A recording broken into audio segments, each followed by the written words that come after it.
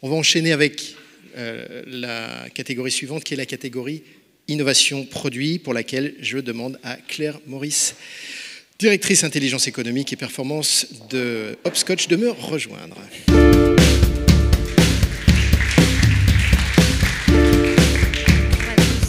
Bonjour à tous. Je fais partie de la société Hopscotch et de la branche qui est spécialisée sur les filières agroalimentaires. Donc je suis vraiment ravie d'être avec vous aujourd'hui. Alors on commence par un petit peu de lecture. Pendant que les images défilent sur les 3 nommés de la catégorie, on a Calisol avec le pois corail bio de Graines et Légumineuses de France. Graines et Légumineuses de France, c'est une marque qui appartient aux agriculteurs de la coopérative Calisol et dont la mission est de valoriser une large gamme de légumes secs et de graines issus de la production de ses adhérents. Et en octobre dernier, Calisol a lancé une légumineuse exclusive issue d'une sélection variétale, donc le pois corail, qui propose une réelle innovation chez les légumes secs.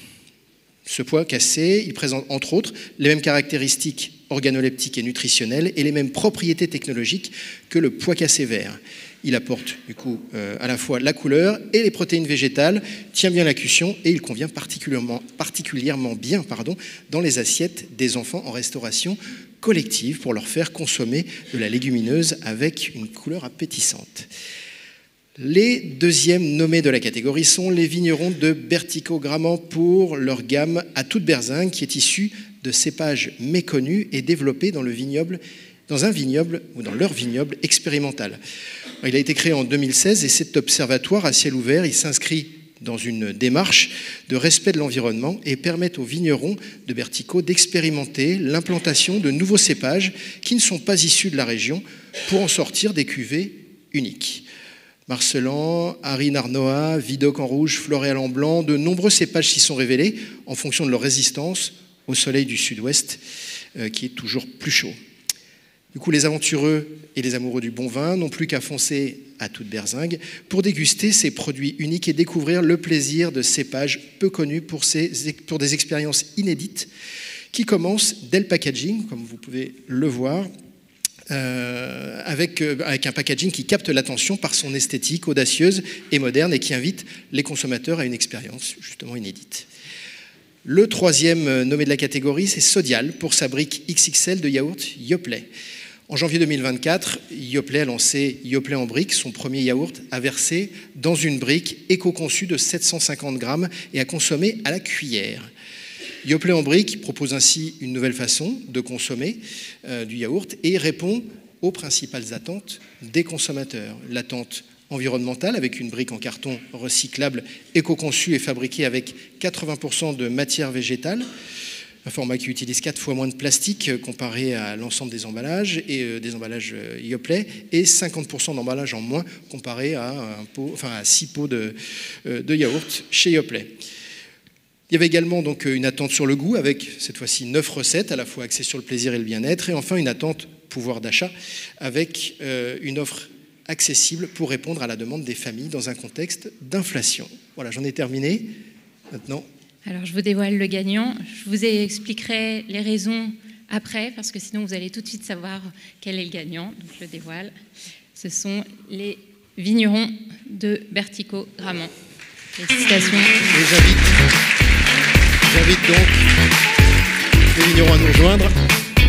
Bonjour, félicitations. Alors, avant de vous laisser la parole, je vous donne les raisons du jury pour choisir votre campagne et vos produits. Tout d'abord, on sait que le monde agricole est un des plus exposés aux effets concrets du réchauffement climatique.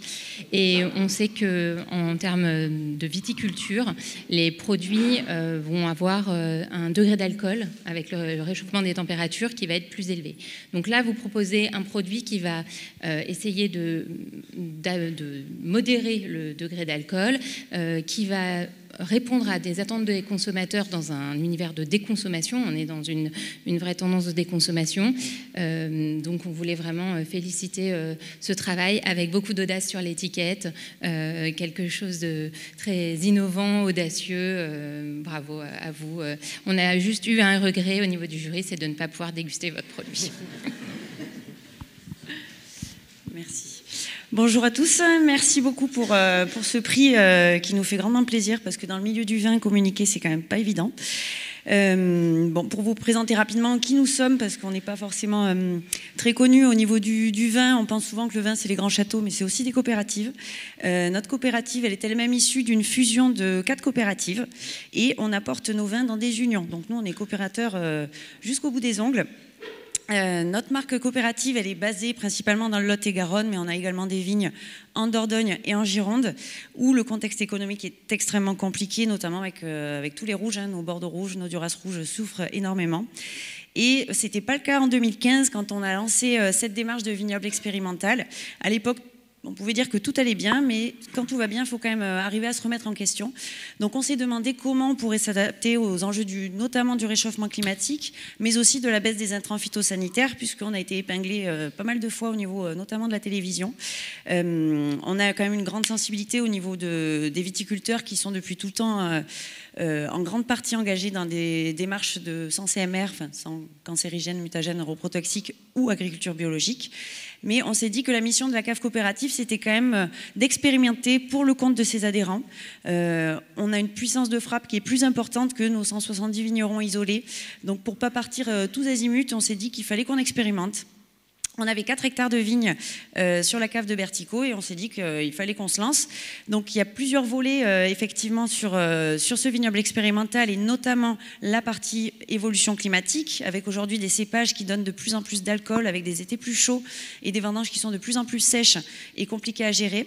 Donc il y a évidemment ce volet, il y a aussi un volet diminution des intrants phyto avec des cépages qui sont résistants aux maladies cryptogamiques et tout un volet qui est tout simplement une diversification des risques, parce qu'aujourd'hui, vous ne connaissez peut-être pas l'encépagement bordelais ou duraquois, mais on est sur une dominante de rouge, une dominante de merlot. Donc l'idée, c'était quand même d'arriver à diversifier tout ça, puisqu'on voit bien qu'aujourd'hui, les crises, elles arrivent quand on est trop dépendant d'un seul segment. Donc, il y a plusieurs volets dans ce vignoble expérimental, mais l'idée derrière, c'était d'arriver à voir comment ça s'adaptait au niveau des vignes, au niveau du chai également, et surtout, ça a débouché sur un plan d'incitation à la plantation de ces nouveaux cépages, parce que 4 hectares sur 3000 hectares dans une coopérative, c'est bien, ça fait de la communication, mais surtout l'idée c'est derrière de le déployer à plus grande échelle. Donc aujourd'hui on a incité nos adhérents à planter ces cépages-là dans un contexte qui n'est pas favorable à la plantation au niveau viticole actuellement et qui débouche aussi sur la plantation d'un second vignoble expérimental avec d'autres cépages à venir et donc un agrandissement de la famille à toute berzingue. Et on se retrouvera peut-être l'an prochain pour fêter les 60 ans de la marque Bertico. Voilà, sûrement des événements à venir. Eh bien, ce sera avec plaisir. Merci beaucoup. Je récupère le micro. Je vous laisse faire une photo.